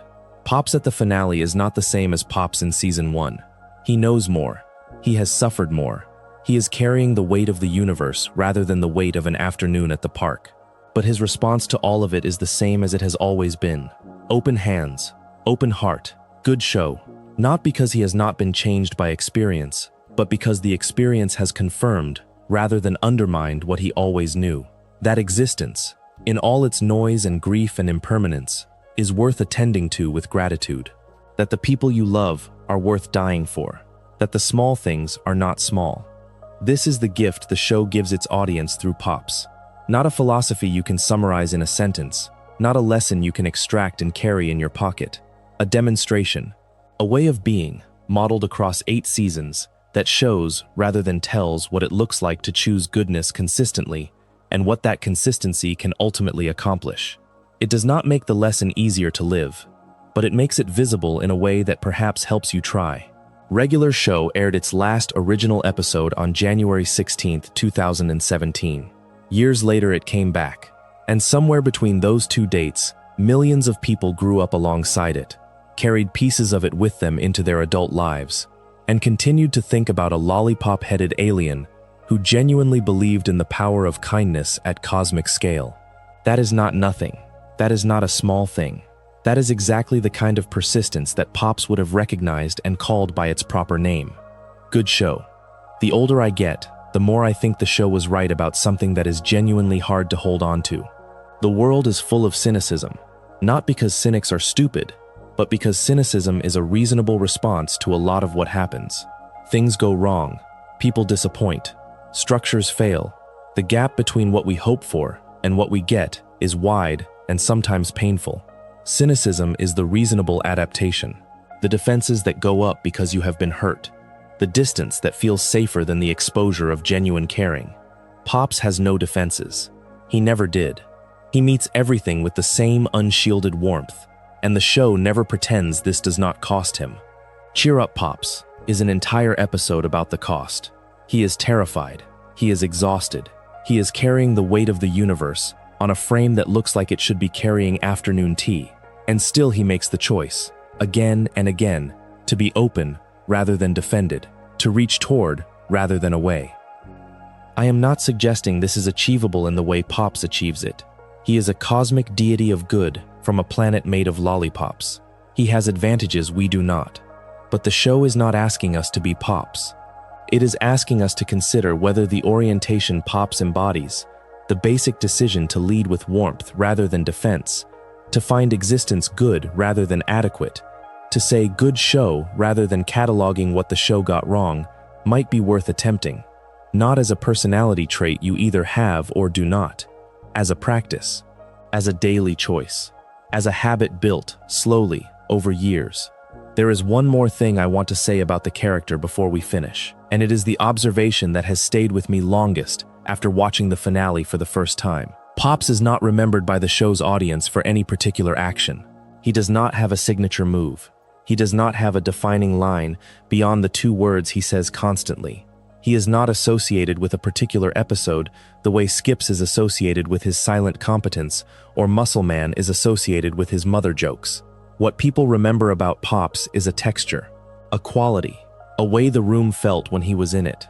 That is a strange thing for a cartoon character to leave behind. Most cartoon characters leave you with a memorable moment or a memorable line.